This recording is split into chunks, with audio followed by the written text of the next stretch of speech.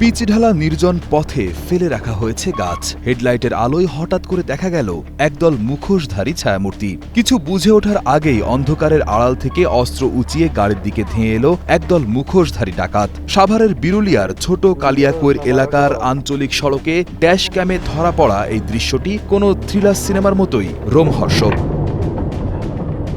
গভীর রাতে গাড়িটি যখন ছোট কালিয়াকৈর এলাকা পার হচ্ছিল তখনই ঘটে এই ঘটনা। 22 জানুয়ারি বৃহস্পতিবার দিবাগত রাত 2:30টার দিকে দেখা যায় রাস্তার মাঝখানে একটি ট্রাক আর পাশে ফেলে রাখা একটি বিশাল গাছ।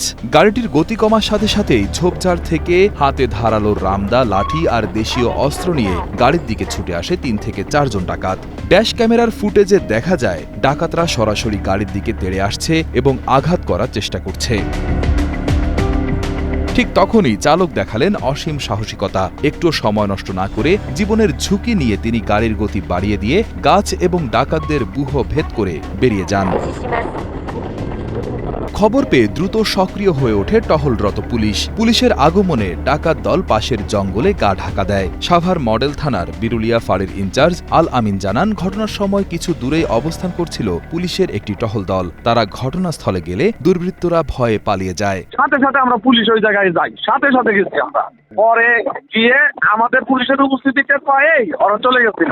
পরে আর আমরা কাউকে পাই নাই। পরে আমরা খুব দৌড়াইছি, ভিতরে ভিতরে দৌড়াইছি, ডাকাতি হয় নাই। আমরা ওই সুযোগ পাই নাই। আমরা ছিলাম কৃষিবিদের এই জায়গায়, ঠিক আছে, কৃষিবিদের রাস্তায়। আর ঢালে হয়েছিল এই সমস্যাটা। পরে গাড়ি আসতেছিল না, পরে আমরা একবারে এক টানে ওইখানে চলে গেছি। চলে যায় আমাদের উপস্থিতি দেখে ওরা দৌড়াই চলে গেছে।